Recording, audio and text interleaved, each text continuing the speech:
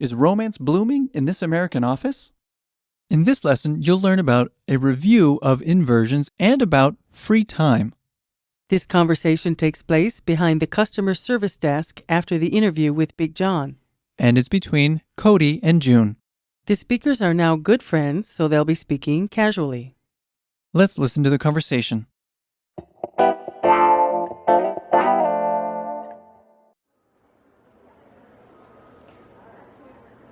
June, are you okay? I just had a vision of what the rest of my life is going to be like, and only now do I realize that it takes place in the same outfit behind the same desk at the same store. Wow, never have I seen you so depressed. Is Big John on your back again? No, it's just, I thought I'd be going somewhere. Not just getting a promotion, but physically getting out of this town to... The suburbs? Haha. All right, listen, look at me. Scarcely had I met you when I became of the mind that you are destined for great things, okay? Whatever you want to do, you just go ahead and do it. You understand? Thanks, Cody. That was almost poetic of you. Anytime. Why are you smiling? Just wondering if you had some free time this weekend? Cody, you have a girlfriend, remember? Not anymore. Oh.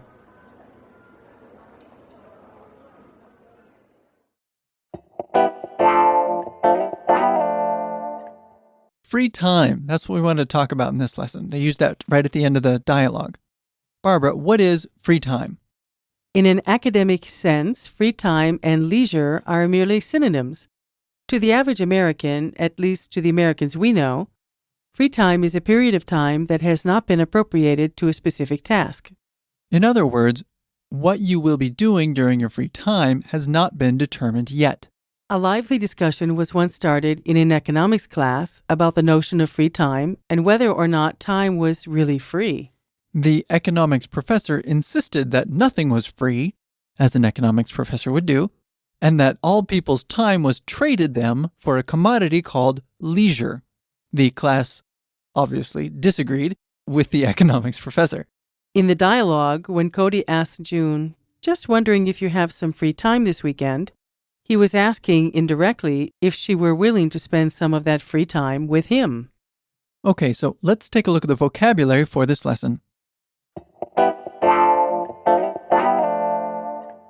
The first word we'll look at is Desk. a table-like piece of furniture, usually with drawers. Desk. Desk. Our second word is Realize.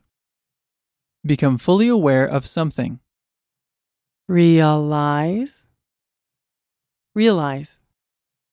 Our third word is Depressed. to be in a state of general unhappiness. Depressed. Depressed. Next is Promotion. the action of raising someone to a higher position or rank, or the act of being so raised. Promotion. Promotion. Our next word is Somewhere. some unspecified place. Somewhere. Somewhere. Next is Physically. of or relating to the body. Physically.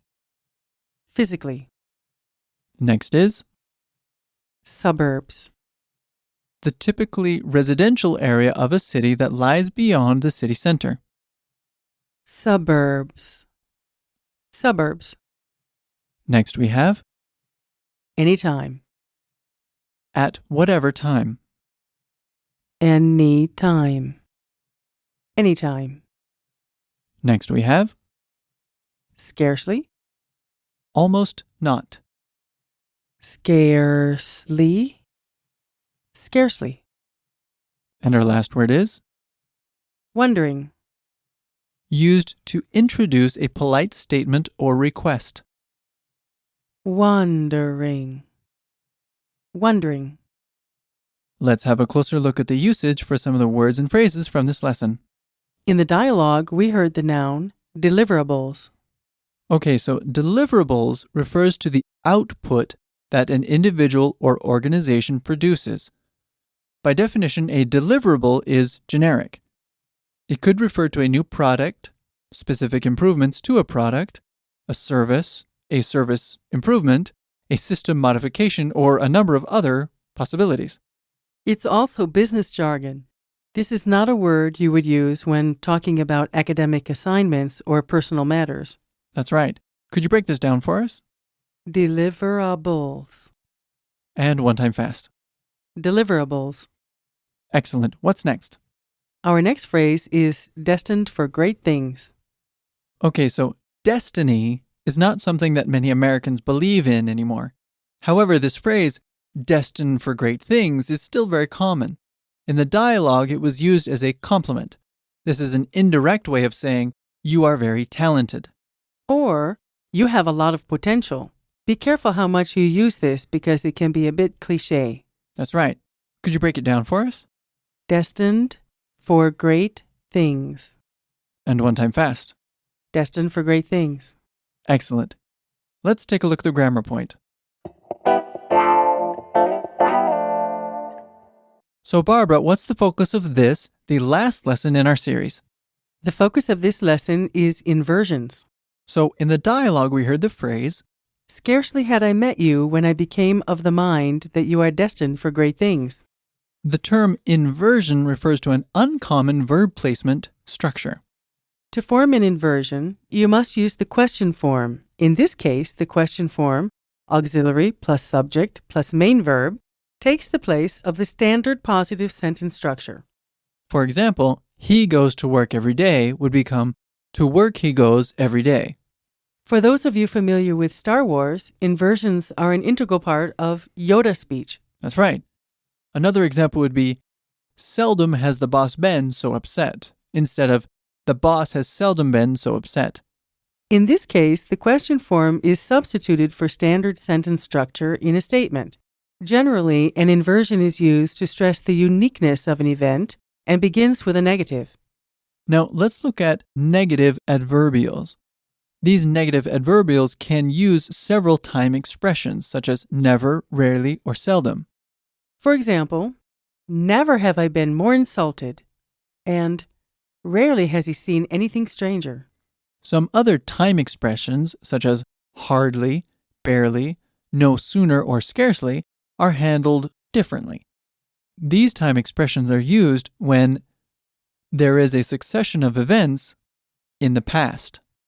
For example, scarcely had I gotten out of bed when the doorbell rang, and no sooner had he finished dinner when she walked in the door.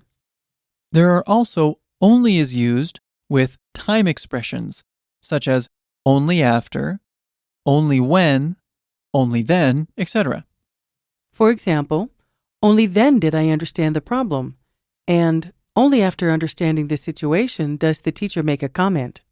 Now, let's look at little being used in a negative sense. For example, little did he understand the situation, and little have I read concerning nanotechnology. Next, we have inversions after so, such, and that. Starting with so, we get so plus adjective, which combines with the verb to be. For example, so strange was the situation that I couldn't sleep, and so difficult is the test that students need 3 months to prepare. Such is handled very similarly. The structure is such plus to be plus noun. For example, such is the moment that all greats traverse, and such is the stuff of dreams. To finish things up, let's look at inverted conditional forms. Sometimes conditional forms are inverted as a means of sounding more formal. In this case, the conditional if is dropped and the inverted form takes the place of the if clause. For example, had he understood the problem, he wouldn't have committed those mistakes. Or, should he decide to come, please telephone. That just about does it for today. Thanks for being with us. Thanks for listening. Bye.